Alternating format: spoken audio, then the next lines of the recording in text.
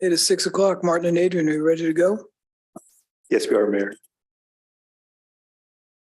Okay, I'll call the October 10th, 2023 regular meeting of the Mill Creek City Council to order. We'll begin with the Pledge of Allegiance with Councilmember Steckler.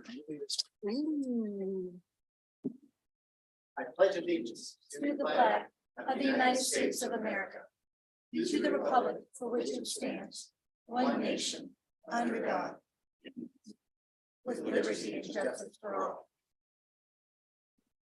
Roll call, please. Mayor Holtzclaw, Here. Mayor Pro Tem Vignal, Here. Councilmember Cavallari, Here.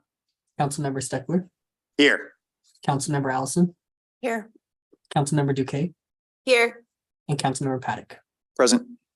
Okay, it brings us to audience communication. Would anyone in the audience like to address the council tonight?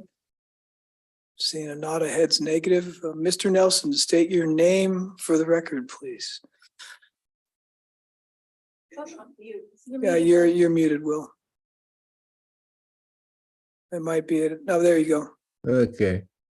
Will Nelson, Mill Creek, Washington. In your property tax levy discussion tonight, I think you should seriously consider and emphasize the option on page 17 of the discussion where you incorporate the reduction in AV for a lower amount of property taxes collected. Thank you. Thank you, Will. Anyone else online?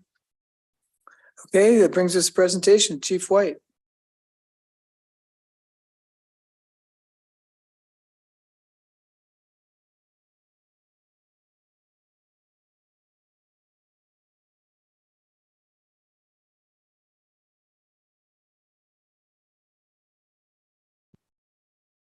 Thank you, Mayor, Mayor Pro Tem Council.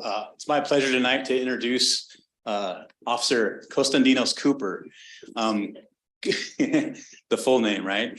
Short Kosta, as we've called him at the department now for the last several months. We had the privilege of having Kosta in our company for several months before attending BLEA, and we got a lot of things done. And he's just got a tremendous work ethic. We're very pleased to have him join the department, and we get the privilege of swearing him in tonight. Kosta, why don't you come on forward? So you have to speak up so they can hear you on the phone, right? All right, go ahead and raise your right hand. I state your name. I, Kosta Cooper, Being first duly sworn upon my oath. being first duly sworn upon my oath, Do depose and say. do depose and say, On my honor, on my honor, I will never betray my badge, I will betray my integrity, my my character, character, or the public trust. public trust. I will always have the courage I will always have the courage to hold myself and others to hold myself and others accountable for our actions. for our actions. I always uphold the Constitution, I will always uphold the Constitution, my community, my community, and the agency I serve. and the agency I serve.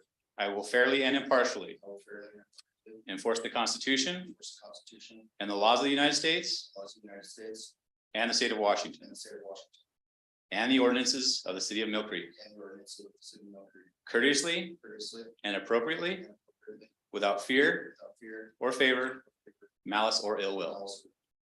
Congratulations. Let's go down. Photo time. Not over yet. Like to have council come down and take a picture with the young officer. First, you two right Okay. here.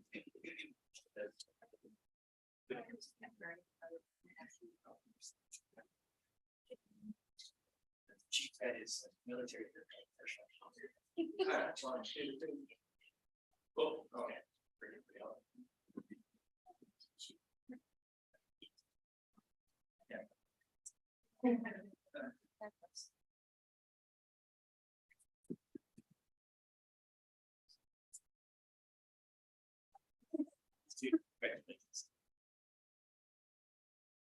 Go ahead, turn to your side.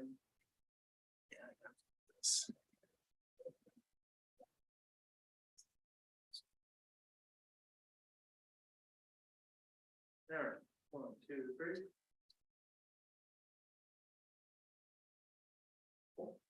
Maybe it's gonna be crazy and full of sides.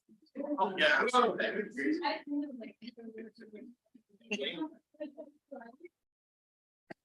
Congratulations, guys.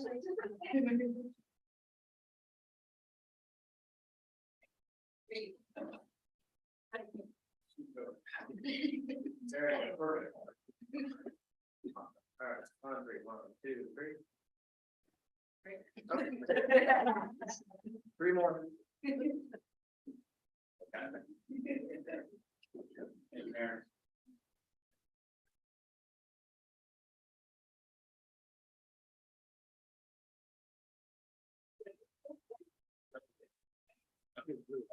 Yeah. Appreciate it.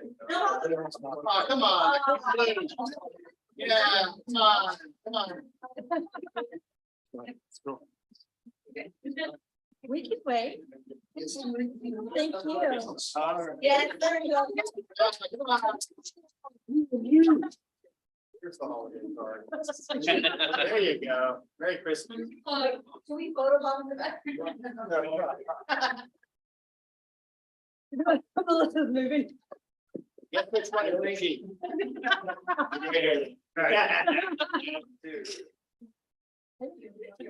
Thank you.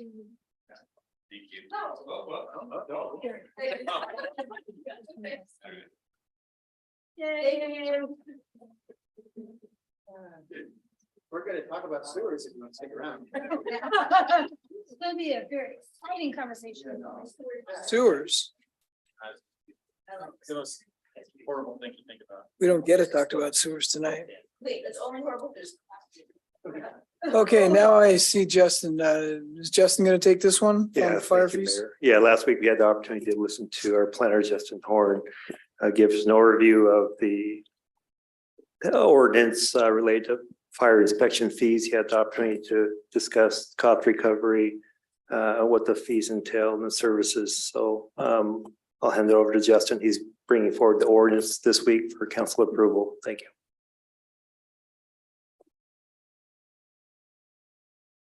Good evening, Mayor, Mayor Pro Tem, City Council. Can you see the slideshow on the screen? Yes. Okay. So as I discussed last week, staff is proposing a new ordinance which would allow create an office of the fire marshal and authorize the collection of fees for certain fire marshal services. Staff recommends that you adopt the ordinance, and I have a motion up on the screen if the council decides to do so.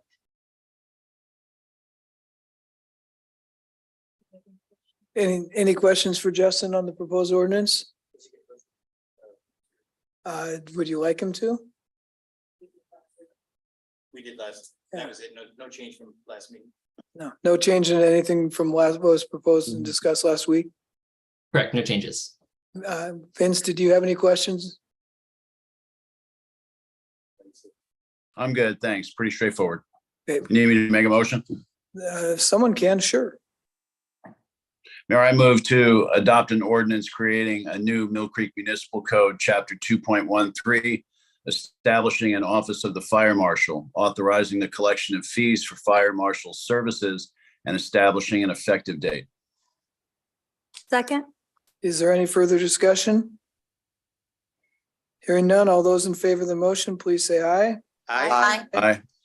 Any opposed, any abstentions? The motion passes unanimously. Thank you, Justin. Thank you very much.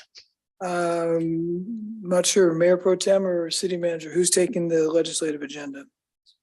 I can do it. Floor is yours. I am pulling it up real quick. Sorry, I was having a problem getting in here. Pretty much the legislative committee has taken the work that we had brought to you last time, and there was not a lot of changes for us to go back and look into. We have since also talked to Senator Lovick and discussed with him the things that we had on our agenda since our last meeting. And he seemed very supportive for most of our things we had on our agenda. So we have basically brought it back to you for approval. It's cleaned up a little bit. One of the main changes we did add in here, the things that the mayor had mentioned regarding the clarifications we need regarding House Bill 1110. I do want to highlight to everyone in here, we do have a number of items under public safety that are in here for our categories.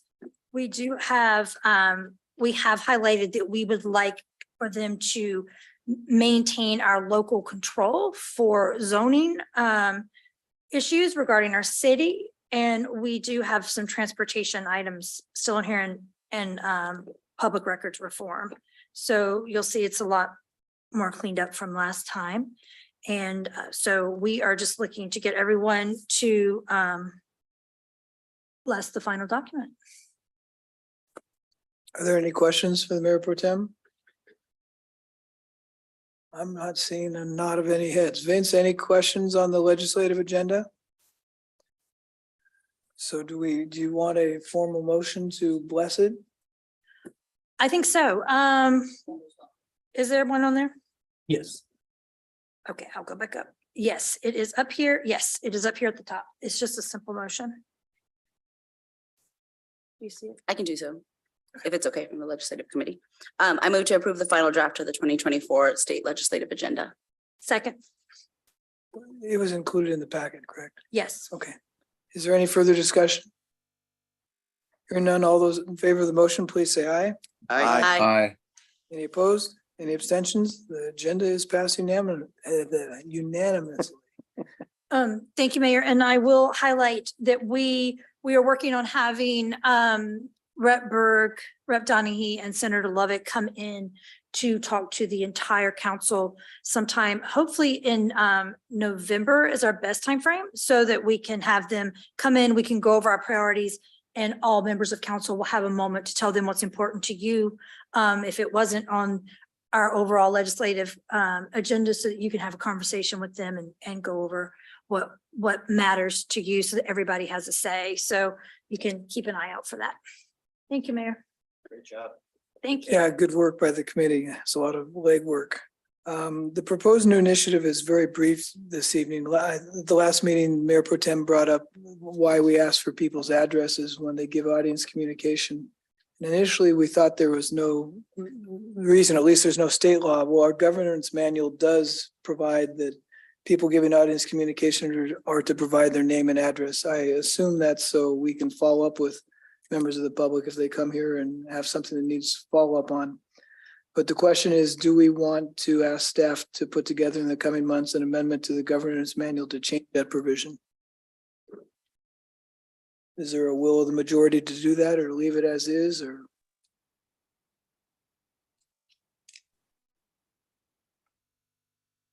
Not hearing much. Councilmember Duque. I don't have a preference either way, so I was waiting to see if someone was more Okay. passionate, but I will say if there is the move to not give out the address, which I'm fine with, I do like the idea of it saying, you know, if whether you're a resident of the city of Mill Creek. And do we have a sign up sheet when they come up there to the podium to get their contact information? Because maybe that's one way, is that, you know, we can get their email or their phone number for follow-up. But I think our city manager is pretty good at following up just directly. I've seen him chase someone out to get their information, not chase, but I mean, follow after to do that follow-up. So I don't know if we need that concrete, but there you go. Yeah, pre-COVID, I recall we used to have a sign-up sheet, but COVID kind of mucked that up. Councilmember Cavalieri and then the city attorney. Thanks, Mayor. Councilmember Duque pretty much touched on what I was hoping to see happen, is to at least confirm that they are residents of the city. I mean, it does make a difference for local matters, and I think it's more appropriate. So that's the only thing I'd like to see out of this. Councilmember Steckler. Same thing. I don't need the address, but I would like to know the location. You know, what area of the city, that just verify that they are a resident of Mill Creek. And I like knowing the area of the city that they live in, but I don't need the specific address announced and publicly displayed on the minutes. But I would like to keep that part. Mayor Pro Tem. Thank you, Mayor. As the person who brought this, it was actually my intention and hope that we would require people to say whether or not they live in the city. I'm not necessarily in favor of them saying like what neighborhood they live in or anything like that, because I feel like we've had some instances lately that's really drove home my concern in that by somebody having to come here and say what neighborhood they live in or what their actual address is, if somebody doesn't like what they hear them say, then it calls them out where people could go and show up at their house.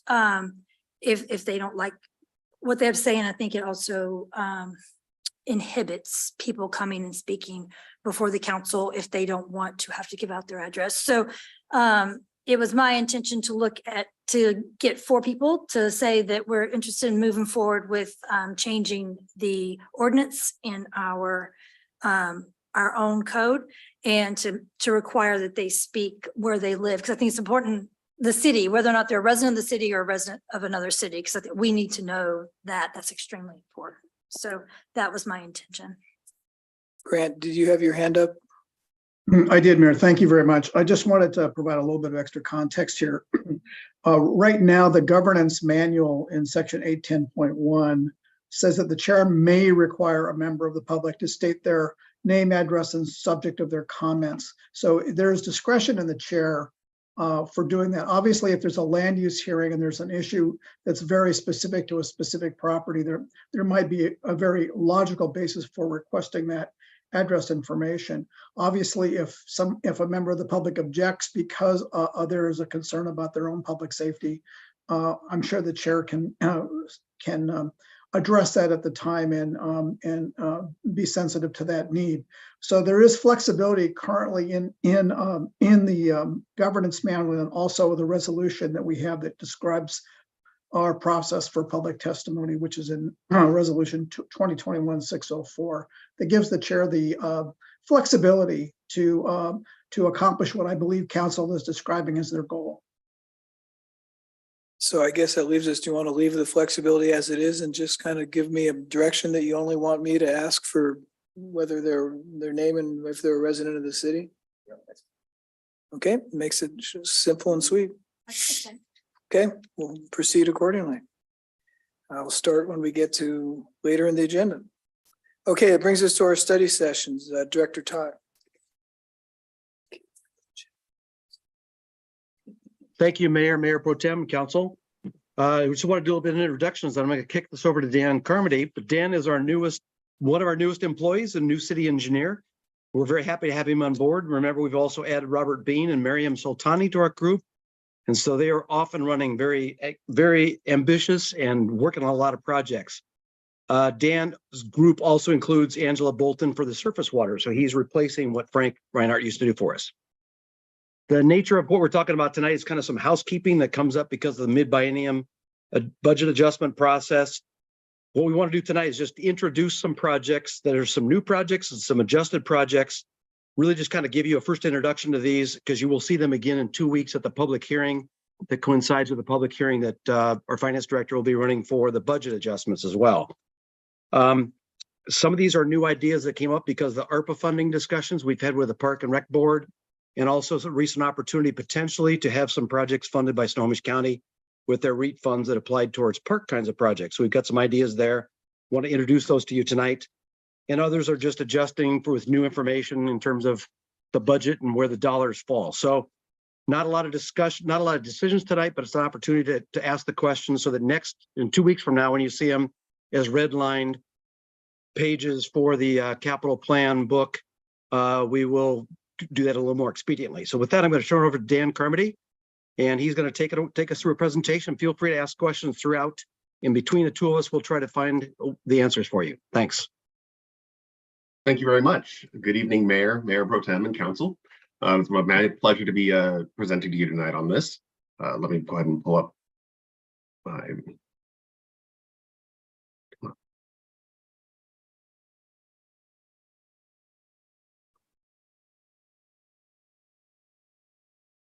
So I am going into a bit of detail on the capital improvement plan amendments that we're proposing as part of this year's update.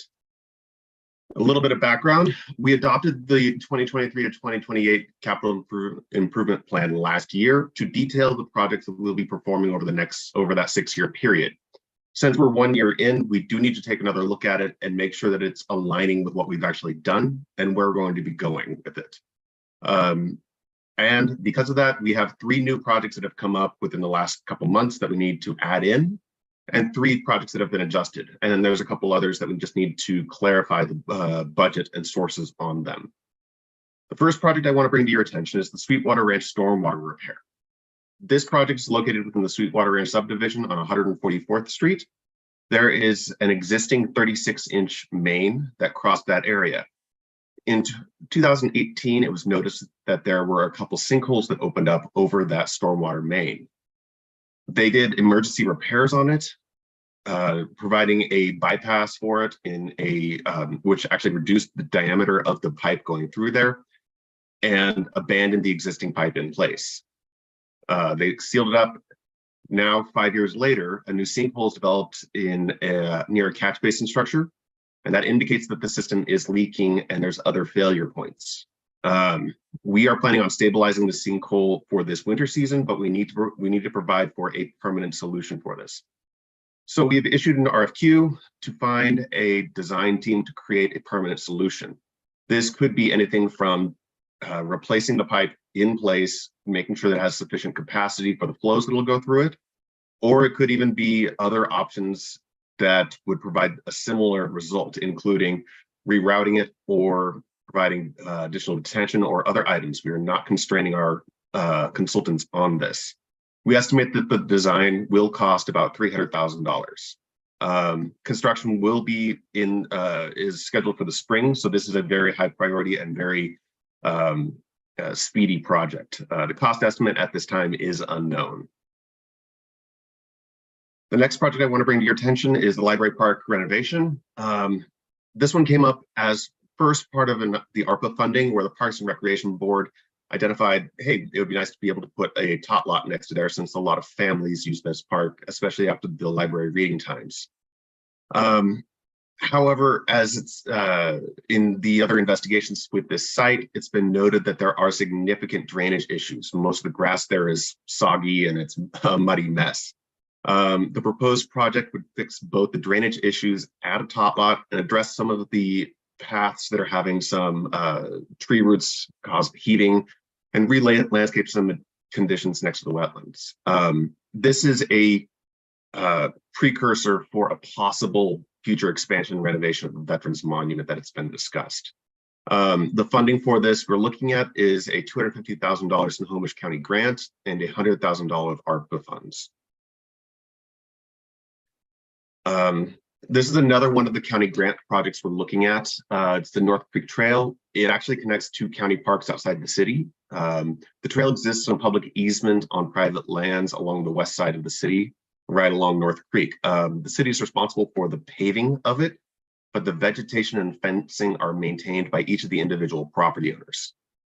The trail is getting old. It's about 20 years old currently, and because of that, a lot of trees have grown significantly from when they were planted. This project would remove and replace trees that are heaving in the trail, and then repair the damaged pavement sections so that it provides a smoother, more accessible surface. This will also be funded from the same county grant as the library park, and depending on the availability, we may use ARPA funds. We're not 100% sure on the full scope of this project because we're basically going to use the amount of funds that we have available for it to get as much done as possible. The next 3 projects are ones that are currently on our capital improvement plan. The first one is the library renovation. This is the library is owned by the city, but it's run by the Snow Isle Library System. It's been a current capital improvement project since 2019, but the scope has been evolving and expanding over the years. So we need to update our current plan to reflect what's actually going to be built. Originally, the park or the library was programmed as just a replacement of the floors in the failing areas. We added in door repairs along with the North City Hall work. And we were able to obtain some state funding for these items, $192,000. Snow Isle is actually using this opportunity to do a more extensive upgrade of the library as well. So we want to revise the CIP descriptions and schedules to reflect what's actually happening between our portions of the project and the library's portions. So this will be a net zero change to the city. We just want to make sure that the plan actually reflects what's happening. Next, I want to discuss the DRCC. This is the multiple parcels that are north of the Mill Creek Sports Park. The project is largely unchanged. We still are looking at options of how we can best use these parcels to serve the city. We are pursuing a site capacity, needs analysis, and community outreach in 2023 and 2024. So it's ongoing right now. We're looking to hopefully have some design concepts in 2024 for what we would like to do with the park. Site work and construction are to be determined, but we did receive state fundings for some work, and we need to amend the capital improvement plan to reflect this new funding. The last of the significant revisions of the project is the City Hall North building. This is a HVAC upgrade, roof replacement, and earthquake upgrades to this to the north building. The scope really depends on a couple factors, whether or not we want to limit it to the city spaces or also impact the leased spaces, how we can get access to those, how those impact our leases with the tenants that are there, and also how it interacts with any 10 to 20 year plans that the city may have for this building. The project has received funding from the state for the 2023 to 2025 biennium, but our capital improvement plan currently puts it in the 2026 year. So we are moving this forward to 2024 in order to be able to use the funding available from the state. And then finally, we just have a couple of budget adjustments we want to do for a couple of the projects. First, this is to align with the budget update that's coming from the from accounting. 164th Street storm pipe extension was actually performed this year and in-house. So we were revising the budget to reflect this. Additionally, we are also looking at the public works yard facility value engineering study. The 2024 funding is being increased to match a grant that we received for that. And then finally, the citywide comprehensive safety action plan. We actually submitted for the Safe Streets for All grant from the U.S. Department of Transportation this year. We're actually anticipated to be able to have that grant approved by the end of the year. Our request to them was $160,000 from USDOT with $40,000 matching from the city for this for the comprehensive safety action plan.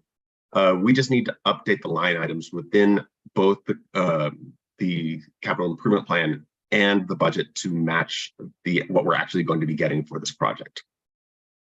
Those are the changes that we'll be putting forward for the capital improvement plan. Are there any questions you'd like to bring forward right now? Thank you, Dan, and welcome. Any questions? Councilmember Steckler. Daniel, welcome. Thank Glad you. to be with us and good presentation. I got two questions. The first project you went over, I'm sorry, can't even remember back to that one, but here we go. Sweetwater Ranch. Stormwater, the 300,000 for the design cost on this, because this is kind of a surprise to us. I'm just curious, where's the 300,000 coming from for this? Is that a increase on the CIP budget or is that coming from a different area? We currently have 100,000 in this year's budget for this as part of one of the line items budgeted out for that, and then we will be adding additional as part of the budget updates. Okay, so we'll be adding 200,000 to the CIP budget for this one. Yes, and we'll probably be landing next year's budget. Oh, okay, so it'll go into 24, not 23. Yes. Oh, wait a minute, I'm having hand signals coming from the audience out here. Just to clarify, the 300,000 for this project is going to be funded from your surface water. Excuse me, stormwater. Stormwater. Okay, got it. Thank you. Now I understand. Okay. And my second and last question on the DRCC planning, who specifically, you're going to be coming back to us with some recommendations and suggestions. Who exactly is involved in putting together these recommendations? I'll take that one. So remember, we've hired Bruce Dees and Associates to be our consultant on this. And so they will be working with us, city staff and the council and the community on first doing that design concepts, needs analysis, community outreach, and then design concepts in 23 and 24. We're not changing what's being done with the project. We're putting the money in that council was able to get for funding for that. So it's mostly a funding change for this one. That's why it says projects largely unchanged. Okay, so the people involved will be city staff, council, working with these, correct? With Bruce Dees, yeah, and of course, community outreach, listening to the community. We've got a long list of potential stakeholders to help us with that decision making. Okay, good. So there'll be a community outreach as well. Great, thank you. Yeah. Both questions, great. Good job. Councilmember Cavalieri? Thanks, Mayor. Hey, great presentation, Daniel. Question about Sweetwater Ranch. It was my understanding that we completed that project about a year, maybe two ago. I thought that was fully scoped by Petit, and all the repairs and fixes were done about 2 years ago. The repairs were done in 2018, 2019. However, those repairs have not been successful. And these are new items that have opened up just this year. Oh, so it's not a failure of perhaps the last bit of work. This is new stuff. This is new stuff that has happened. We actually have investigated it twice so far this year. One of the times that we went out there, the pipes were flowing at near capacity in a storm that they shouldn't have been. And another time, actually just last week when I went out there and took a look at it, the connections between the catch basins and the pipes are failing. They're flaking off in large pieces, and there's possible reasons why, but it's not successful.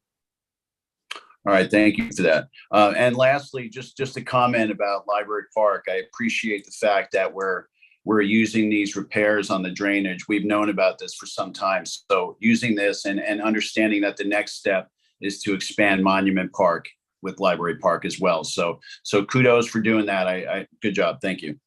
Thank you. Councilmember Paddock? Thank you for the presentation. A couple of questions. One is on the Library Park, the Park and Rec recommendation there. That 100 grand, does that deplete what was allocated to the Park and Rec board on projects? Or are there additional funds? I'll either jump in or let Laurel think. So I think we gave you gave the Park and Rec board $200,000 to work with. And I think their first project was like $100,000 for a tot lot at Library Park. That was their rough number. And that's probably reasonable for the toys and the fence and the wood chip base and things like that. But there's a lot of under drainage issues that are out there. And that's why since we talked to them a couple of weeks ago, since you talked to them a couple of weeks ago, this county grant opportunity came along. And so we're going to expand that to probably use the 100,000 from ARPA and use 250 from the county to do the under drainage for that area for the tot lot, but also other areas as Councilmember Cavalier is referring to. I think we've got dreams of expanding a Veterans Monument in the future too. Okay. All right. Thank you. Councilmember Paddock, we didn't allocate any money from a budget perspective. We talked with the Parks Board about a general range for them to consider projects. So. And does that deplete that general range, or it sounds like Nothing's been allocated, so there's nothing to deplete. We just told them to come back with projects within a certain ballpark, and then we'd figure out how to fund them, and we've been able to fund them hopefully through the county grant and ARPA funds. Okay. Thank you. Sorry. Second question was about the North Creek. Before we move on to the next, Deputy City Manager want to make a comment on that? I was just going to point out that this is additional funding that will be going toward park projects. So all of the ARPA funding that we would have used will be able to be used on something else. Thank you. Thank you very much.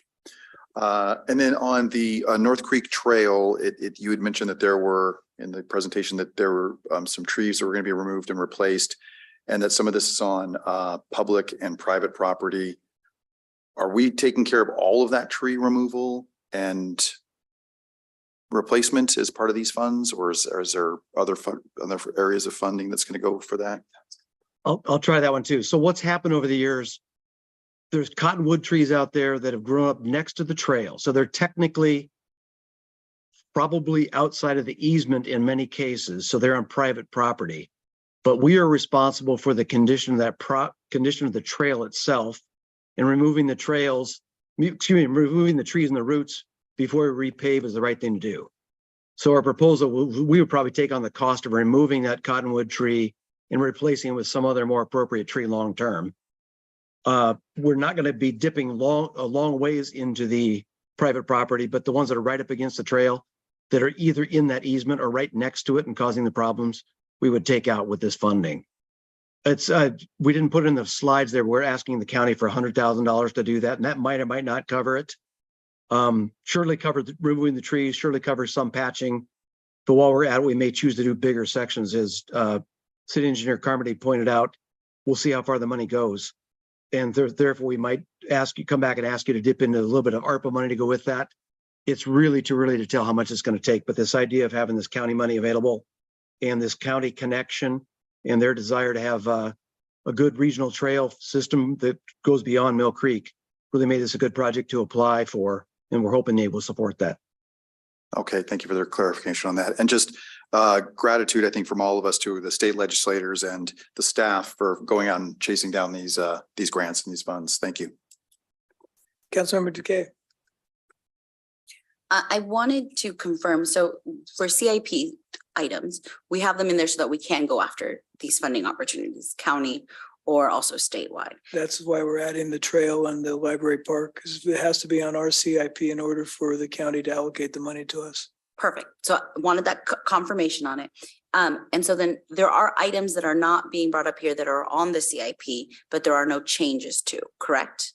Right. And so my question for those, well, actually, I'll pause on them because I can follow up that separately. But I would like with these discussions to think through, now that we have our legislative priorities put into place, to look now at those bullet points to make sure that we are adding in those opportunities into the CIP so that we can then continue to go after opportunities now that it's been approved today. So I think that would be the next step in terms of those projects. And then the question I had about other CIP projects, because I was looking it up this weekend to see where I could find it. And then I was just having some user error. Are crosswalks included in the CIPs that we have? Crosswalks are identified as part of the CIPs and those kind of improvements, especially if we do them ourselves. And also the, in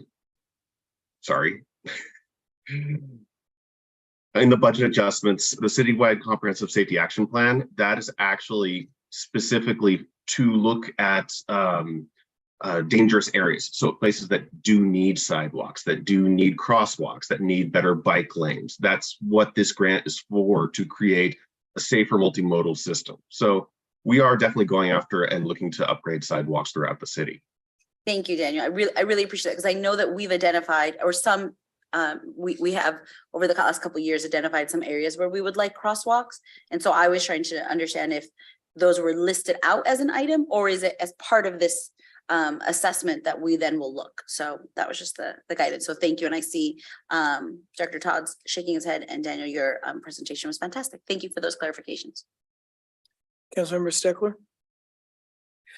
I don't have a question, but I wanted to bring something up, and I'm not quite sure who to bring it up to, but I really like seeing what I'm seeing here about the library park. It's a great area that is centrally located in our city, and I'm really glad to see that we're fixing the drainage issues, because it's made it relatively unuseful. And so the fact that you're doing these things, I think it's great. I like the little top part idea. I think that's adorable. But I wanted to bring up to somebody's attention, I'm not sure who, so I'll do it publicly, since you're in this planning stage with Library Park. The Arts and Beautification Board had an idea that they were going to try and get over to whoever was working on Library Park, but they've had some chairperson changes and a couple of other things. But the idea was, because of the library and a park nearby of a library, one of the things that's very successful is an outdoor stage that can be built in next to a library, and obviously spring and summer only.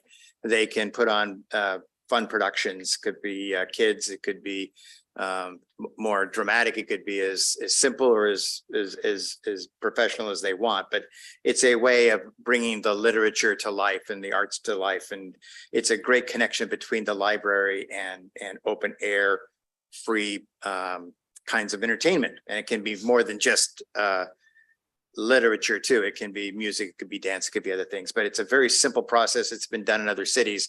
So during this renovation, you've done a great job finding funds. If there is a way to incorporate a public stage that could be in there and some areas where people could bring in blankets and things and sit and enjoy, I think it would be a great addition. And I'm just kind of throwing that out, and I will stop talking because the mayor's looking at me. You were out for our discussion when we discussed the park, and that was the impetus behind the drainage. Is there's an existing amphitheater that suffers from the drainage problems. And so that was part of the reason why we put the drainage project into this proposal, is to help dry that out as well.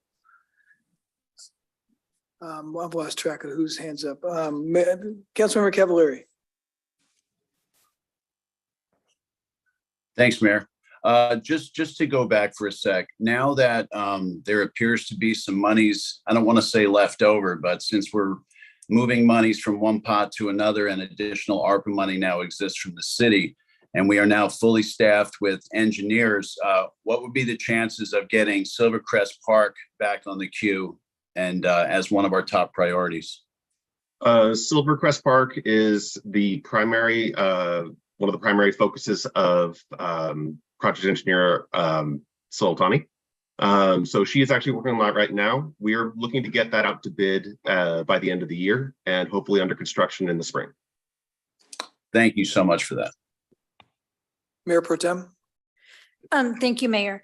I wanted to look at this as we're discussing the library park renovation. I just wanted to flag that the Parks Board had mentioned swings possibly there in the area, and that's not listed out here.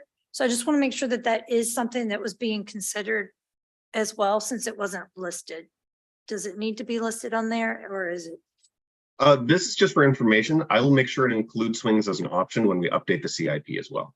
Okay, perfect. Thank you.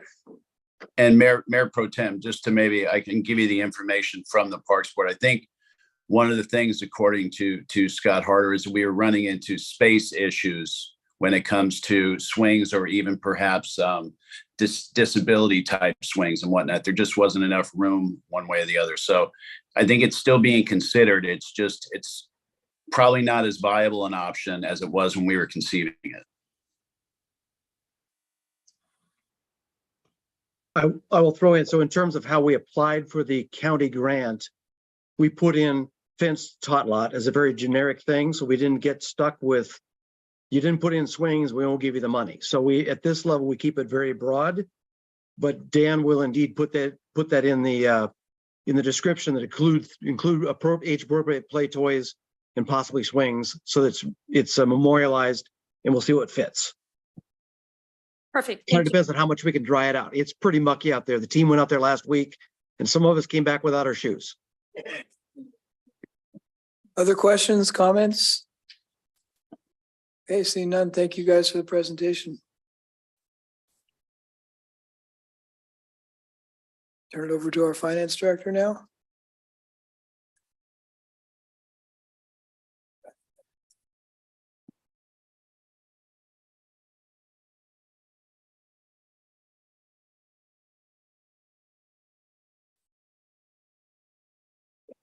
Can you hear me?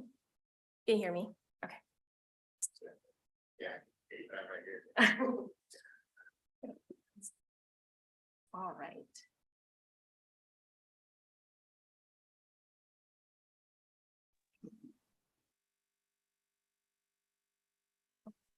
Very cool. Well, good evening, council members, staff, and to our audience here at council, and also those joining us virtually. It's a pleasure to be here today to facilitate this study session regarding the 2024 regular property tax discussion. This material has been reviewed by the Finance Committee, and I appreciate all the feedback that they've provided. And it's also incorporated in the materials for tonight. So it's pretty extensive, and so we're going to follow the agenda I've outlined here. So we're going to go through the timeline, touch briefly on some backgrounds, review the general fund forecast for revenues and expenditures. We'll look at the property tax 101 just as a refresher. We're also going to review the assessed valuation as provided by Snohomish County Assessor's Office. And then we will review the regular property tax levy options, discuss a few next steps, and then open it up for discussions and for questions. So for the timeline, we are on the second discussion relating to this whole process for year end. Last October 3, we did a study session on the proposed mid-biennium budget modifications. We reviewed those materials. Tonight was the study session regarding the CIP amendment for 23-28 plan, and also for the property tax revenue. On the 24th, we will hold the first public hearing regarding 3 items for the mid, and those are the mid-by modifications. The 2024 property tax revenue, the 2023-2028 CIP amendment. And then on November 7, we are proposing to do the final public hearings as well as the adoption of the respective ordinances relating to those 3 items. We will submit the required certification of the property tax levy to the county before or by November 30. And then implement those changes into our financial system by the end of December.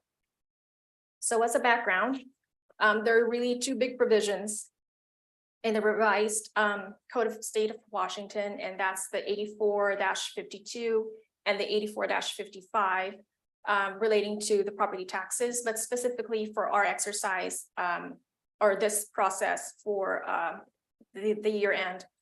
The 2 provisions are 84.52.2020, which is to certify and file the budget or estimates of the amounts to be raised by taxation. And then also RCW 84.55.120, which requires the public hearing prior to the filing with the county of our property tax requests. So just a quick review of the forecast that we provided to you last October 3. So our general fund revenues, we are forecasting to end with 23.9 million.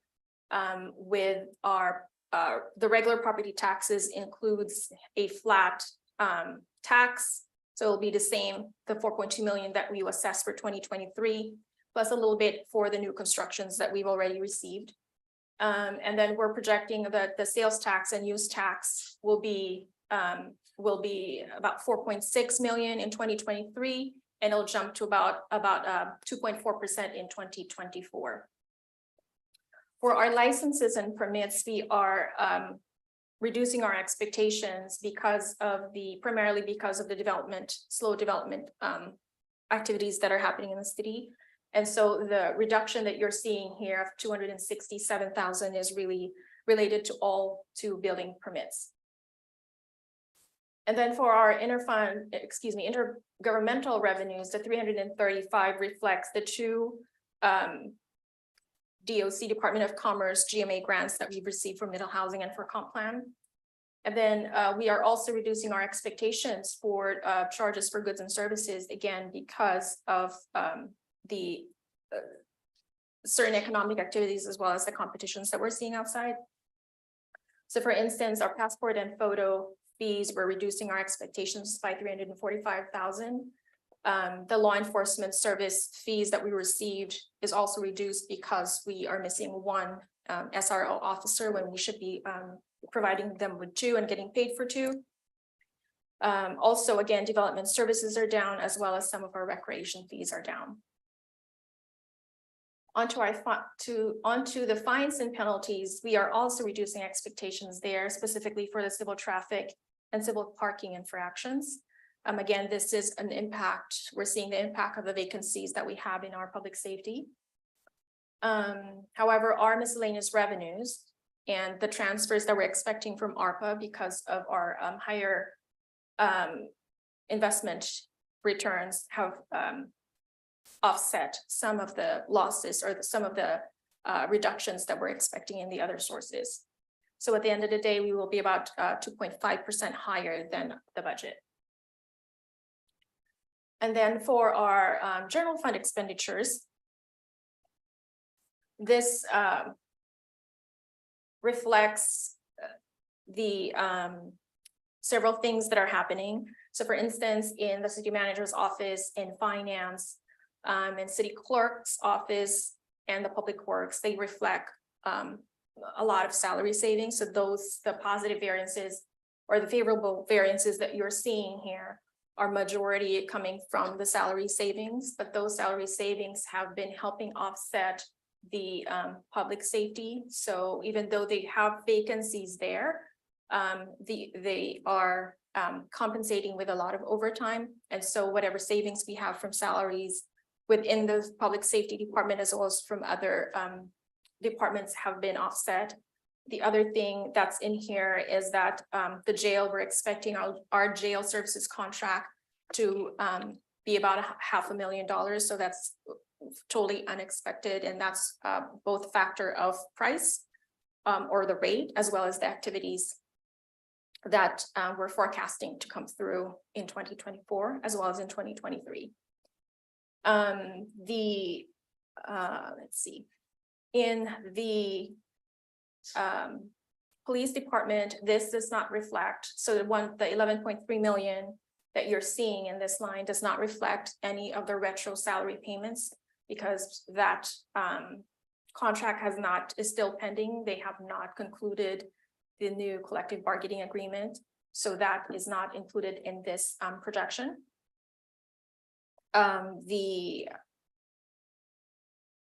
Under the non-departmental department, the overage that you're seeing of 125 reflects the anticipated increase from our WCIA for the insurance, which is about 25% above what we're paying them now, plus and minus 15% for experience rate.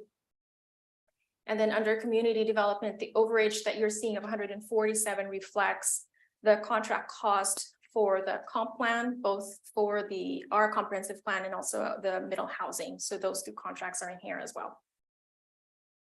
So at the end of 2024, we are expecting to have a shortfall of about 6,000. And so looking at the reserve by the end of 2024, we would start. So at the beginning of this biennium, we had 9 million. By the end of the biennium, we'll be increasing that by $500,000. Okay. Are there any questions? Okay. And so as we move forward, as you decide and have this discussion, the following we would like you to consider the following factors to consider in setting the levy amount for 2024. And that would be the increasing costs related to service level improvements and other unanticipated costs. Also decreasing revenues, specifically. So there's 3 items, which is the sales tax. So the Economic Revenue Forecast Council they're anticipating that by the end of or by 2024, the CPI would have gone down close to about 3%. And so by that happening, so 3% by about 2024, and then 2025, it'll come down to about 2%. And so what does that mean to us is that the sales tax would then start to fall as well, because the sales tax that we're seeing, the revenues that we're seeing right now, does not really represent growth as to the number of businesses out there, but mostly it's a factor of inflation. Also, our investment interest earnings right now is very healthy, primarily because the federal funds rate is at a higher rate than before. So way back in 2022 or early in 2022 was below 1%. And so now, as the federal open market committee, as they started to react to the inflation, they have increased the federal funds rate from about 0 to now at today's rate is about 5.5%. And so of course our interest rate will go up. However, as the prices fall, that will also react. So we are seeing in 2025, our investment earnings will start to fall. Now, ARPA, because we're getting the investment earnings of ARPA, that would also start to come down. And by 2025, 2026, that should be zero, because the goal is to have spent that all, and so therefore there's no more principal to earn from. Okay, are there any questions? All right, moving on to our property tax 101. So the state of Washington is a budget-based system. We first have to establish the total amount of the property tax revenue that needs to be generated, of course, subject to certain restrictions. And so there are three components related to the property tax calculation. The first component, as I've mentioned, is the levy amount, which is the amount of property tax that needs to be raised for the year. The second component is the assessed value, or as defined by the RCW, is the true and fair value of the property. And then the third component of property tax is the levy rate. So this levy rate is the uniform amount that is applied to each individual property owner that is expressed in dollar per thousand assessed value. And the calculation for the levy rate is going to be equal to the levy amount divided by the aggregate citywide assessed value divided by 1,000. Now, there are certain restrictions related to property taxes, and this is primarily intended to protect citizens from overtaxation. And so there is a restriction on the levy amount. We can only increase it by the lower of either 1% or the IPD, or the implicit price deflector. And that for 2024, it's equivalent to 3.627 according to Snohomish County. And also, it is limited by the amount that's authorized by the resolution or the ordinance of the legislative.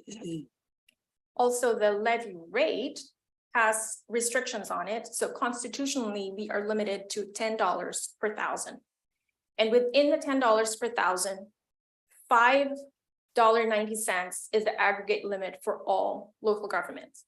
And then within the $5.90, there's a statutory dollar limit for cities such as us that's annexed to a fire district or to the library, and that's the $3.60. Does the 1% apply to bank capacity? Yes, it does. It does? It does. There's 1%, and then you add in the bank capacity on top of that, correct? So you take the bank, so the bank capacity, so we don't, I would not look at the number for bank capacity because it will always go up or down. The highest lawful levy will increase by 1% or lower off 1% or the IPD. So the bank capacity, I would not say that it'll go up because we don't calculate at that amount. We calculate at the highest lawful levy. Does that make sense? I'm not sure it does, because isn't our highest lawful levy what it was before the annexation? No. It would be, so it would be after. So right now, the highest lawful levy before annexation was, I want to say, was it 6.5 million?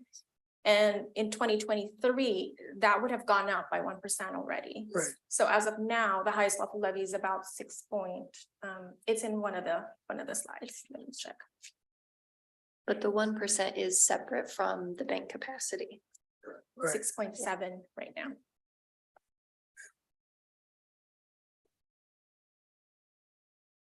Any other questions? No, yeah, cool. Okay, Great. sorry. Okay, so in addition to the 1%, there are automatic add-ons to the assessed value as well as the levy amount. And those are if we have new constructions or property improvements, if we have new annexations, if there are changes to the state assessed utility valuations, and then if there are constructions of certain renewable electricity generating facilities, as well as increases in the assessed value within a tax increment area. Those are added on to the to our assessed value as well as to the levy amount if we chose to do so. And then we have also the option of adding to the levy amount, the refunds. And this is only optional and valid for 1 year, and it is not subject to the 1% annual levy limit. However, it is subject to the maximum statutory levy rate of, so in our instance, it'll be subject to the $3.60 limit per 1,000 assessed value. It does not impact the highest lawful levy, and the refunds that we're talking about relates to 2 types. One is the administrative refunds, which are really duplicate payments, and so those are refunded, made in error. And the other refunds are related to those recoverable by judgment, and those relate to, say, a property owner protests their property taxes, and because they're claiming it is unlawful or it is excessive in levy, and if the court finds in favor of the property owner, then we will refund them the money. The amount of the refund can be added back into our levy amount. So for in a screen up right now is the comparison of our 2021 through 2023 property tax distribution. The city is not the only taxing agency. We only get for 2023, our levy or our rate was only at 0.62, and that reflects the first annexation to the fire district. It used to be in 2022, the city's rate was at $1.64. And in 2021, it was $1.76. Okay, now just through a quick review of our 2023 levy rate and the highest lawful levy. So in 2023, the assessed value for the city was at 6.7 billion as aggregate. And that reflects about a 40% increase from our 2022 values. And then the city council approved a levy amount of 4.2 million. And the levy rate is this 6.6247 per thousand, and the impact to an average homeowner of $1 million home is $624.69. And based off of the highest lawful levy in 2021, it was increased by the allowable 1%. We added new construction of 19,541. There was also an increase in the state assessed property. So there's an additional levy amount that could be added to our highest lawful levy. And so at the end of 2023, our highest lawful levy is at 6.7 million. Since we only levied 4.2, our bank capacity is at 2,523,144,091. For 2024, the Snohomish County Assessor's Office provided preliminary assessed valuation. And so for 2024, our assessed value dropped by about 5.75%. It's 389 million, from 6.7 billion to 6.3 billion. And because our assessed valuation as an aggregate dropped, if we didn't have any change in the levy amount and we didn't add any new construction, the levy rate per thousand wouldn't have increased because our assessed valuation as an aggregate shrunk. And so the spread would have increased the rate. And the change in rate is 0.0381 or a 6.10% increase in just the rate, with no change other than the assessed levy, other than the assessed valuation dropping. Now, if we look at the impact to the property owner with a home value of $1 million, that would be an increase of $38 from year one from 2023 to 2024. So the $1 million home, the in 2023, the city they would have paid the city $624.69. But because our assessed valuation as the city dropped, it would have increased to $662.77.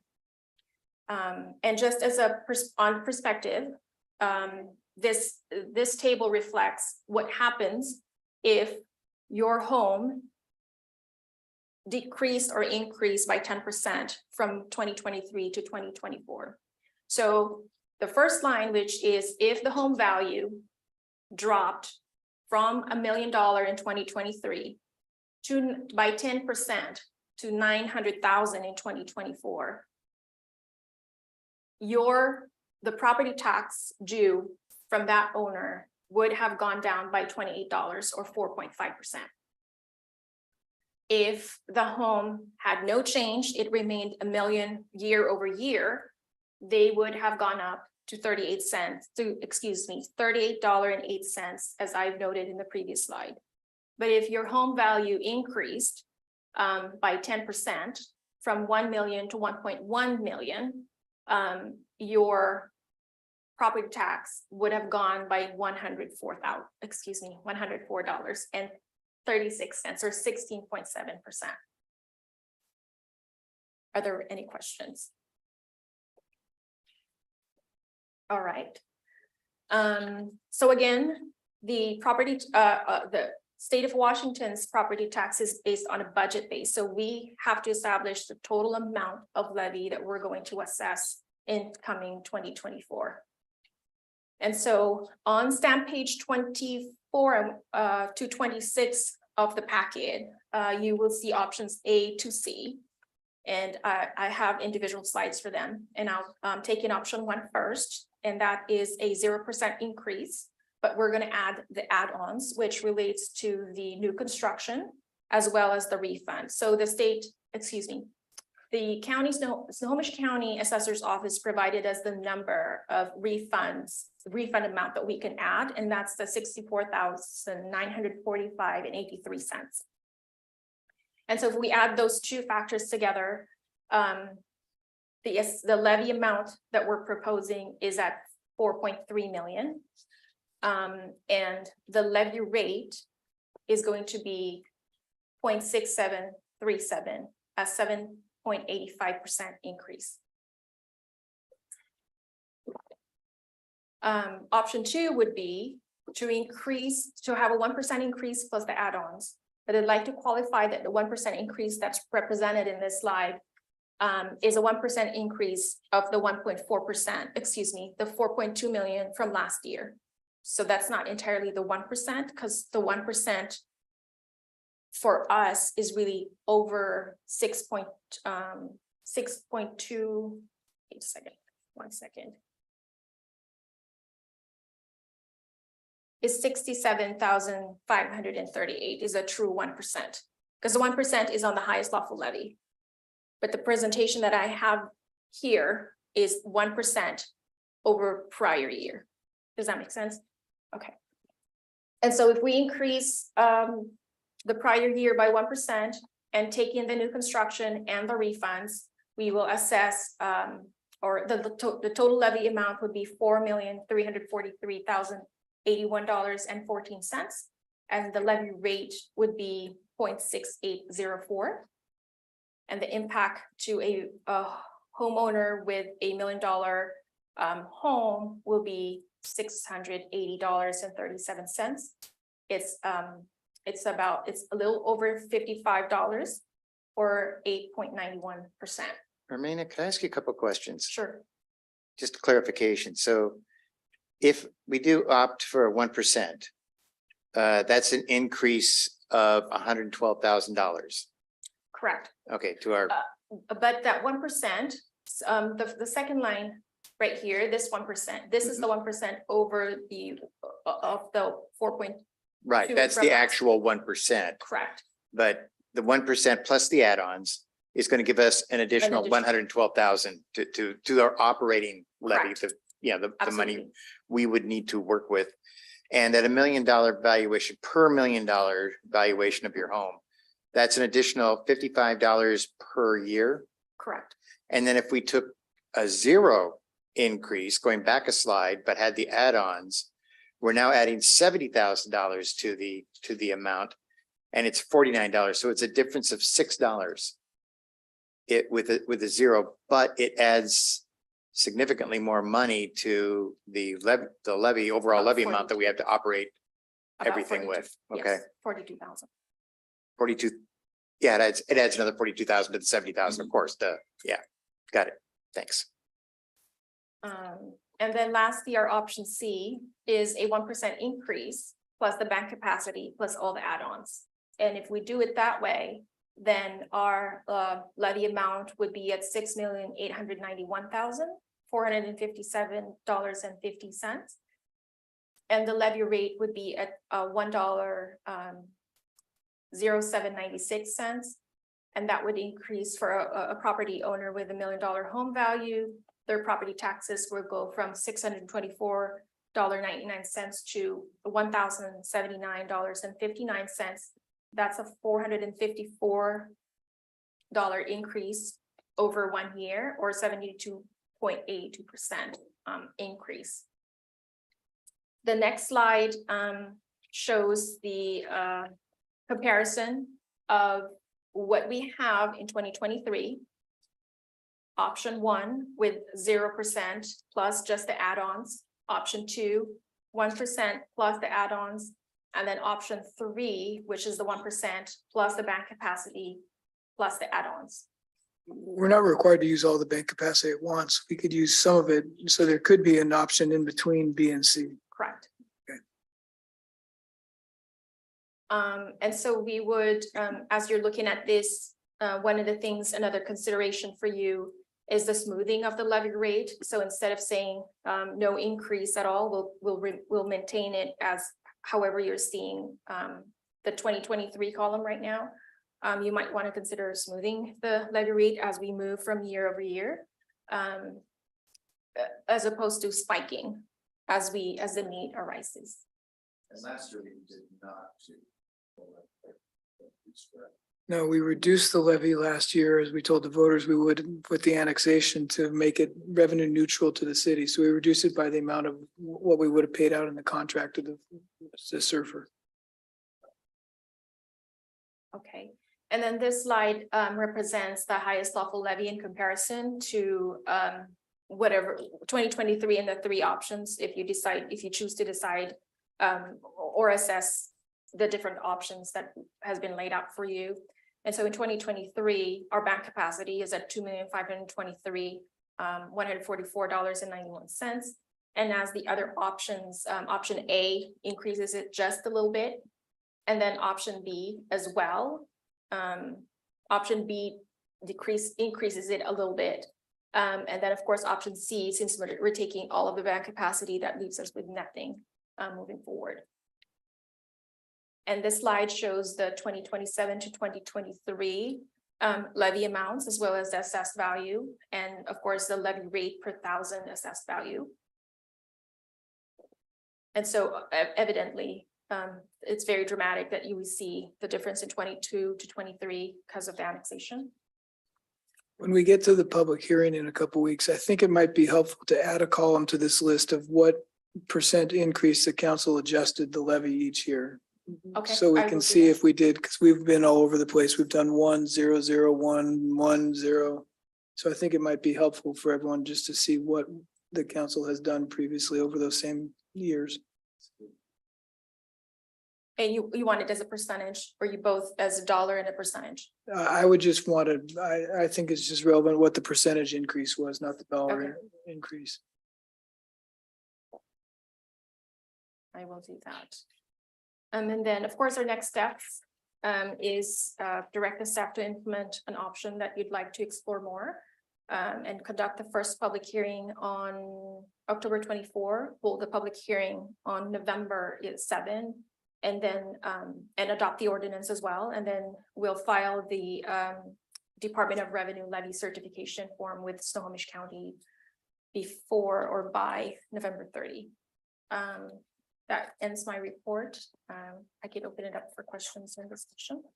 Can you go back a few slides? You had the option A, B, or the options that showed the percentage increase by home. I'll go back one more slide. One more. That's good. No, the one will go to 23. This, Oh. this one or up? No, you had one that showed is like a 72% there, that one. Okay. So again, I think I say this every year, the 1% does not apply to each individual property taxes. And when we see a number like 72.8%, if that option were pursued, your overall taxes would not go up 72.8%. The city's portion of your tax bill would go up by that percentage. So wonder what under any of these options, whether it was a 7% increase or an 8% increase or a 72% increase, that's just the city portion of your tax bill, not the overall tax bill. So. And may I also add to that, that it also depends on where you're at in the city, because within the city, there are different taxing areas. Right. And so it impacts as well. It's not straightforward. Questions, comments, discussion on direction we want to provide staff for which option? Don't be shy. Someone's got to start. Councilmember Paddock.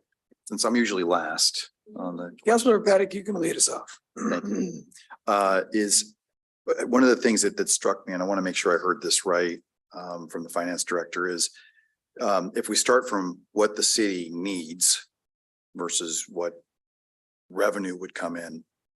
I think what I heard you say was that we're anticipating that there's going to be some increase, maybe significant increase in expenses due to salaries. Fully staffing public safety as an example. And there's also, I think, some city staffing negotiations that'll be going on. And those are recurring year after year, obviously, growth. And Versus and compounding as well. Yes, ma'am. Yes, ma'am.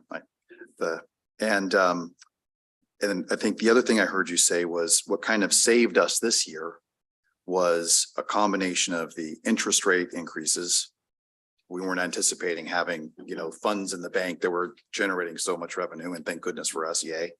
And at the same time, sales tax revenue and those ARPA funds are going away. So there's a little bit of a perfect storm of expenses going up in a compounding way, but revenues that were one time are ending.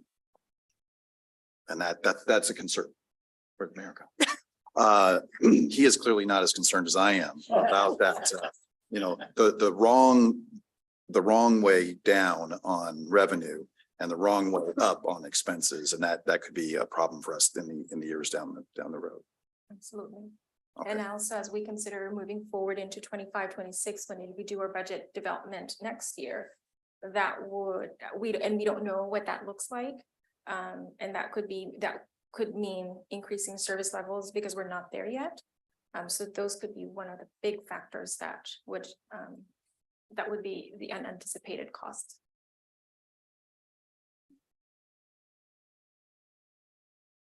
I'll go next. Okay, Councilmember Steckler. Thank you.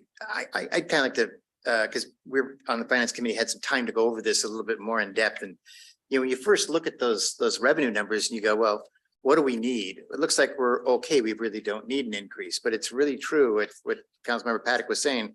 The revenue numbers are extremely misleading. Those investment earnings, federal government are going to go away. We know that. And once that turns around, that's a huge chunk of the positive earnings. The ARPA investment earnings alone were $500,000, which was what we were over on our revenues. We were $500,000 over in revenues.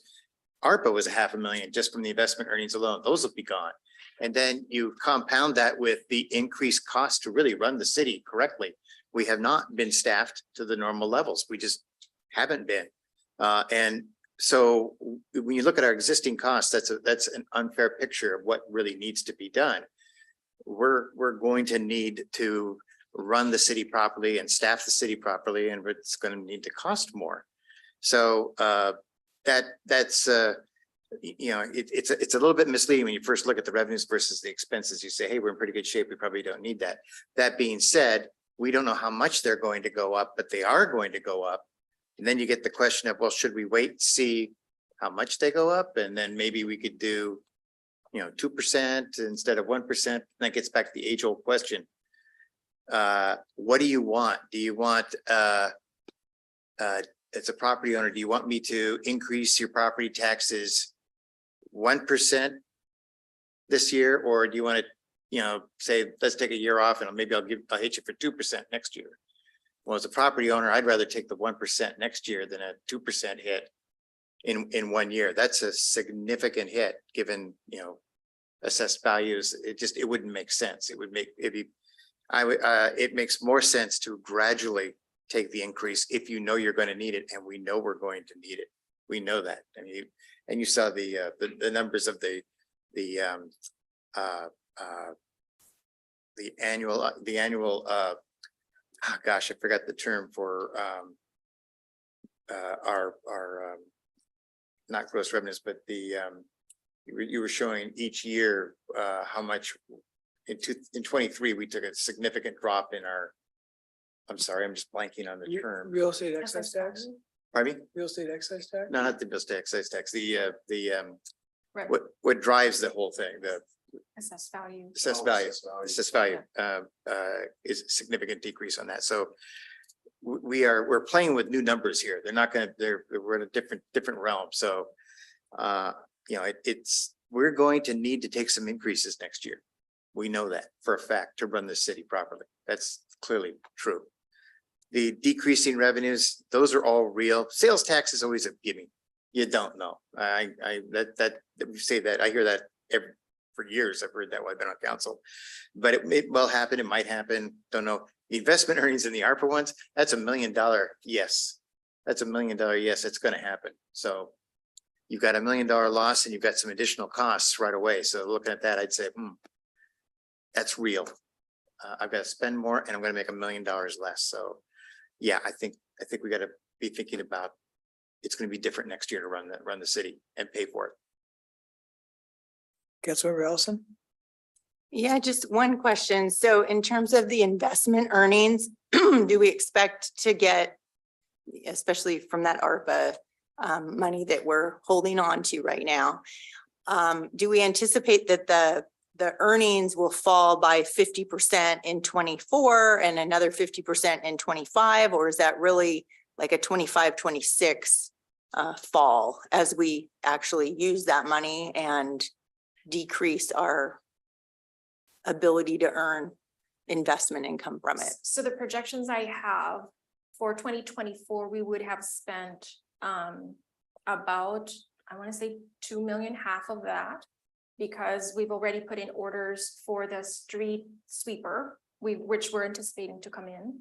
And we're doing the security cameras. So those are all going to be monies going out, as well as the public safety, the deputy police chief position that's continually dropping the money that's in there. So in 2024, by end of 2024, we would probably have less than $2 million in that bank. And then come 2025, my projection starts to really slide because we are now at the end of the term period that we have to have spent everything by 2026. So by 2025, our expectation is that's going to be gone. Okay, so approximately half of the earnings will be investment earnings off of that money will be had in 2024, and then we'll lose the rest of it in 25, basically. Correct. Okay, thank you. Can I just clarify the direction you need? Because we don't vote tonight on what we want to do. You just, do you more want us to rule out any of those An options? option. Or do you still want to see all three of them in the public hearing, or do you want us to calculate a different, increase? Okay. I guess let's take it this way. Is there any desire to continue forward with option C? using No. Any portion of the bank capacity this year? Okay, there's some direction. Okay. So I don't think we're going to decide, we can't decide tonight between options A and B or 1 and 2, whatever they were, but I think we can rule out option C. Okay, I'll do that. Any other, Councilmember Duque? This is a question for the mayor. Do you think there's you mentioned something about not having like some variation between B and C? Do you think, your opinion, is there an opportunity we should be looking for there? Of not all of the banked capacities you mentioned, but. In my opinion, I think that's a discussion we need to have next year. I mean, we've just filled the engineer positions and we're going to get back up to staffing. And I think give the staff a year to see where we're at with the next budget and come to us with proposals for where they think they need some more help. And then we can decide whether we dip into that bank capacity. Vince, do you have any questions, comments? No, I'm just listening here and absorbing. I guess I would make a quick comment. One thing I am very confident about is our city staff is that they forecast very conservatively. And so that's always been really the one saving grace. And then when I look at the potential gap in 24-25, I think it's workable. So I'm not sure where I stand as of yet. And of course, I don't have to make that decision at this time. But I do support ruling out option C. Okay, thanks. Anything Thank else? Mayor Pro Tem?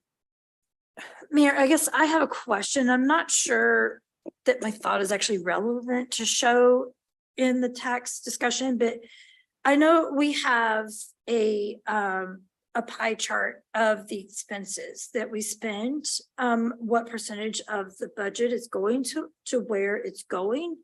I'm not sure if that would perhaps be a good idea to show in here, just so people can have an idea of where the money goes as we discuss it. Just that overall picture to see what percentage is going to where. Do you mean slice the expenditures by department? Or do you mean slice it by the expense category? Like, do you want to see how much we spend on salaries and then M&O? Department. By department. By department, yeah. I think we've had that before. I think it'd be helpful for the Yeah. public to see so they know where the city, city portion of their tax bill is going. Yeah, I think that would be helpful. But- Maybe if there's a projection, let's just say we got to a fully staffed situation next year, what the percentages would look like if we made those targets compared to where we are right now. So 2 pie charts. Well, I think the pie chart would be can only be based on the budget right now of where they're going for. Okay, what's budgeted? Wasn't that right? For this year? I mean, excuse me, for 25, 24? 24, that's. You're ahead of us. Sorry, yes. That's a good idea. Okay, anything else? Well, thank you, Irmina. Good presentation, good Thank you. discussion. Thank you. More to come. Okay, that brings us to our consent agenda tonight. Item A, approval of checks number 66569 through 66609 in ACH wire transfers in the amount of $147,269.50. The audit committee was the Mayor Pro Tem and myself. Any exceptions? No exceptions, Mayor. No exceptions. Item B, payroll and benefit ACH payments in the amount of $305,097. Exceptions? No exceptions, Mayor. No exceptions. And city council meeting minutes of September 26, 2023. Do we have a motion to approve the consent agenda? Move to approve the consent agenda. Second. All those in favor, please say aye. Aye. Any opposed? Any abstentions? Consent agenda is approved unanimously. City manager reports. Thank you, Mayor. My sub 1 report, the deputy city manager and myself had the opportunity to attend Lane Powell's labor and employment seminar last Friday. And it was good timing. A lot of things that we're working on now and have been working on came up in various presentations. There were probably at least 7, 8 presentations covering internal investigations, how to mitigate those type of situations, how to perform during those PIPs and performance improvement plans and things of that nature. Privacy related issues, trends in the legal industry now and what organizations are experiencing. Speaking of costs, there's a lot more litigation going on in a lot of different areas, especially in labor and employment. So With that, I could say that the city is looking towards ways of trying to reduce costs in those areas in terms of how we manage our employees and implement certain policies and procedures. So it was a good day, and thanks to Lane Powell for inviting us to attend. And that's my only report, and there's no other reports from staff. Mayor, thanks. Well, it'll be a quick evening. I got a couple of things. Reminder, the Snohomish County City's dinner is next Thursday, the 19th. I believe the registration ends Thursday. So if you'd like to go, please let Adrian know so we can get you signed up. I think some of you saw this Housing Solutions breakfast flyer at your dais. I was actually asked to speak on the panel on permit reform.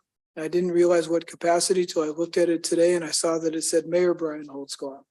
So I'm on the panel with the mayors of North Bend and Auburn, and I will make sure to preface my comments to say that they're my comments only and not the comments of the city council. The county funding requests that were alluded to, thank you to Mike and staff for getting those put together. They should be submitted, I think, in the next day or so that the county can get those into their budget process. Retreat reminders, I'll probably do this many times in the next few weeks. It's scheduled for the 23rd and the 30th of January. So the 23rd would be a regular meeting. The 30th would be the special meeting. That would be the 5th Tuesday in January. The county issued its DEIS for the 2024 comp plan update for their update. And I bring this up because I assume that Mike and staff are going to be looking at that and maybe submitting comments. The DEIS analyzes three alternatives. One is what they call the no action, which means the county would make no changes to their comprehensive plan. The second alternative would be to have more infill in what they call the urban core. So the area in between Mill Creek and Linwood and going up to Everett where the light rail is gonna be. But they also include the UGA expansion down the 43rd corridor southeast of town, which is something that the council approved and blessed the county looking at 5 years ago, but didn't get included till now. And then there's an additional alternative that has another UGA expansion east of Sunset Road, north of 180th and south of 156th. So I assume the city is going to be looking at that and making any comments that we deem necessary, but beware that that is out there. And then the last thing I would note is I had a South County mayor's meeting, and only myself and Linwood Mayor Christine Frizzell were there. And so we had a brief discussion about the urban core sub-area policies we talked about a few months ago, and how it omitted us from the planning language for the light rail station. And I discussed with her, and she fully agrees that as long as that area is unclaimed by either city and part of both of our MUGAs, we should both be participating in that process. So I will bring that up next time I talk with Councilmember Mead, so he is aware of that as well. So that is what I have tonight, Mayor Pro Tem. Thank you, Mayor. Tonight, I just wanted to take a moment. This weekend, we all have been bombarded with visions on our TV screen with the vicious, inhumane terrorist attack on the people of Israel by Hamas. And it's truly hard to comprehend the brutality and the inhumanity that was forced upon them this weekend.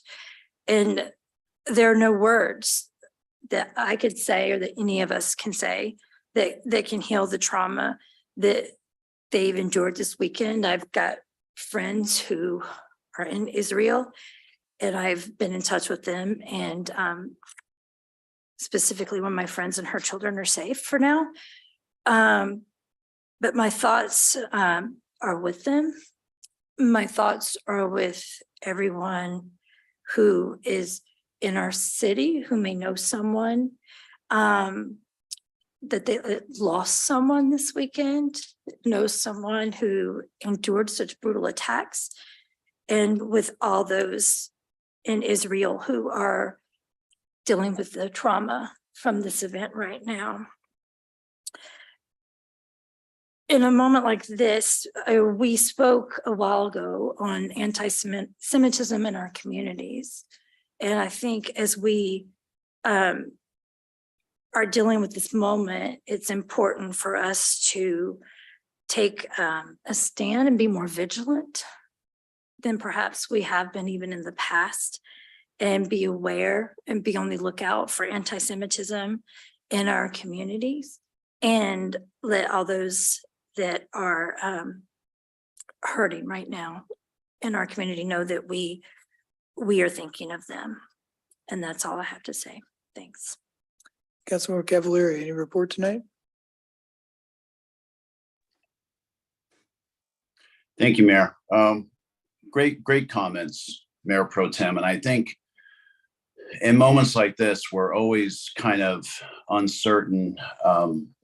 Should we unload both barrels from the dais, or should we reflect on the barbarism that's taken place over the last 5 or 6 days? And I have to tell you, I think the last time I felt this degree of anger and sorrow was September 11th, 2001. And I even toyed with the notion of not even bringing this up, but my comments, I guess, are going to go out to those, although it's your right to protest on college campuses. I know it's your right to protest, but there's no two sides here. There's right and wrong. Your ignorance is showing, so is your hatred for all to see.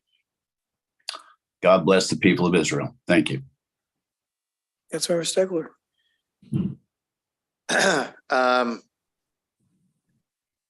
I truly respect everyone's comments, and I'm going to kind of bring this back to Mill Creek. I had one announcement I wanted to bring up, because we won't have another meeting until then, but I'm very happy to announce that the city of Mill Creek is once again partnering with the Kiwanis Club and the Chamber and putting on a free document shredding event. And it will happen on October 21st. It'll happen at City Hall North. And it'll go on from 11 a.m. to 2 p.m. It's an annual event that we do every year, and it's extremely well attended from people all the way up to Marysville and back. And so it's a good thing that we do. And again, it is a free shredding event.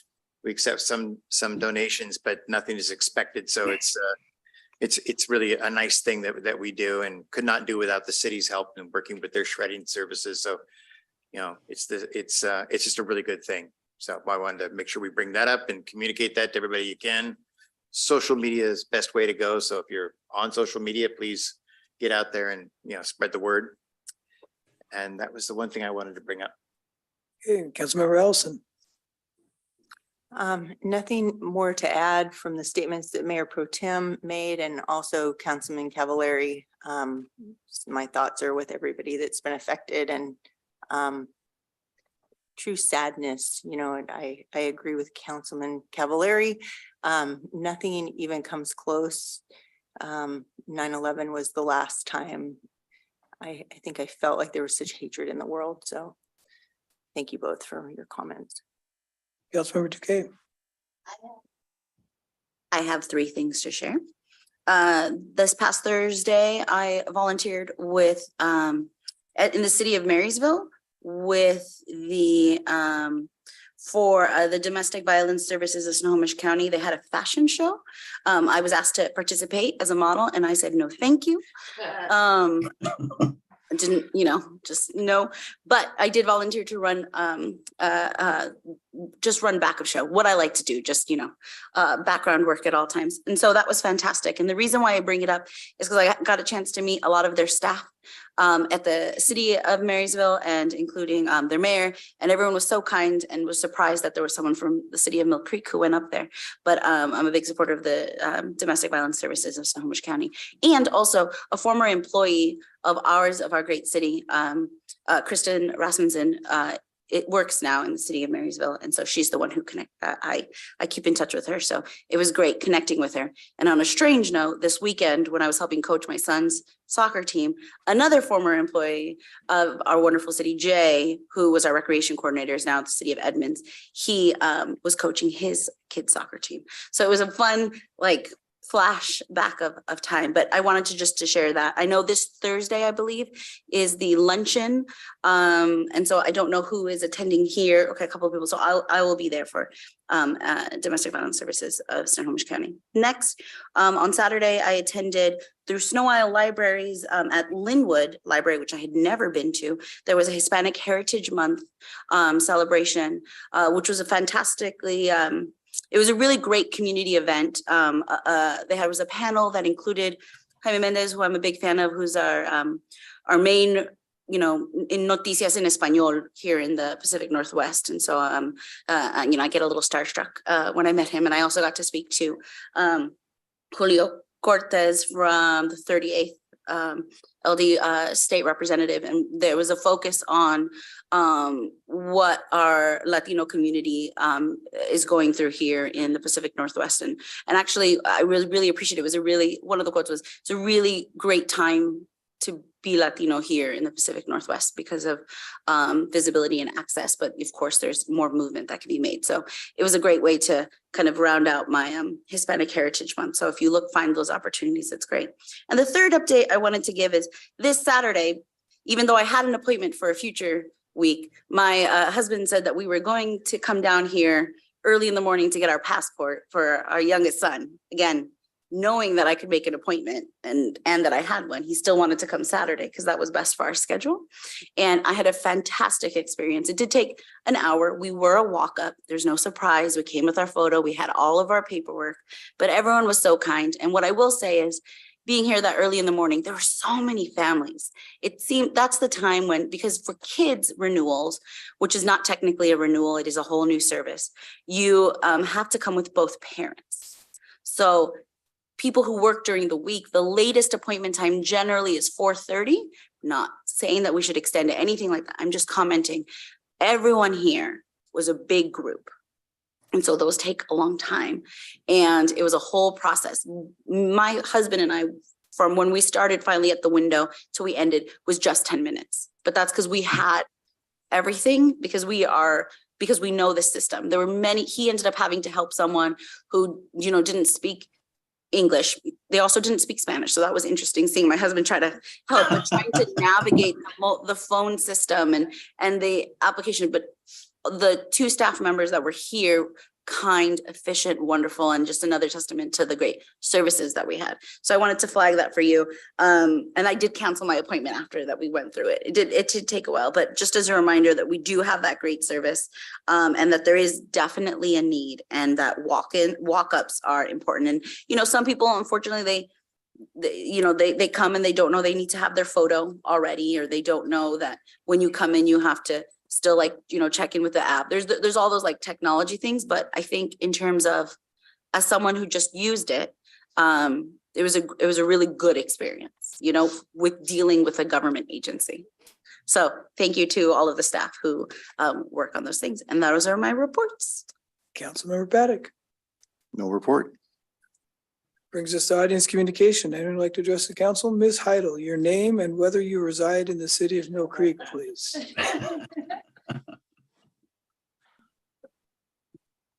Barb Heidel, resident of, of Mill Creek.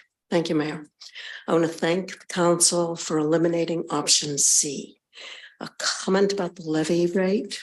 Over the past several years, previously, the rate was high, comparatively speaking, due to us paying for the previous fire district in our city taxes. Now the residents pay that separately. So it looks like there was a major drop, not for taxes for us. It's just that it is not part of the city's bill anymore. Yes, the city's portion went down, but our total bill did not, actually went up. As always, this is very challenging for the council to handle budget. I understand that. I do appreciate your consideration of those who don't have increases in their income, but I do understand costs increase. So I thank you for working hard on this and appreciate your honesty in doing it for us. Thank you. Thank you, Barb. Anyone else in the chambers? Anyone online? Mr. Nelson, name and city of residence, please. Will Nelson, Mill Creek. Regarding the Mayor Pro Tem's comment, as someone here who has been in combat, I can attest to the brutality of it all. That said, among us guys, it's one thing. Among us soldiers, it's the same thing. But women and children should never be involved in such things. Now on to taxes in Sweetwater. It's my comment, remembrance, that we spent about $1 million on that stormwater repair in Sweetwater. Very laborious and very difficult job. So I'm highly curious as to what went wrong. Bad design, bad decisions. You guys are asking us for more money, but yet we may have wasted $1 million on Sweetwater. So I would, it would really be nice if we could get a detailed explanation of what went wrong and why. As for the tax increases proposed, I'm quite surprised to see that you're considering the loss of ARPA money. That should have been considered found money, in my opinion, or a one-time thing and not be included in any discussion whatsoever, at least in my humble opinion.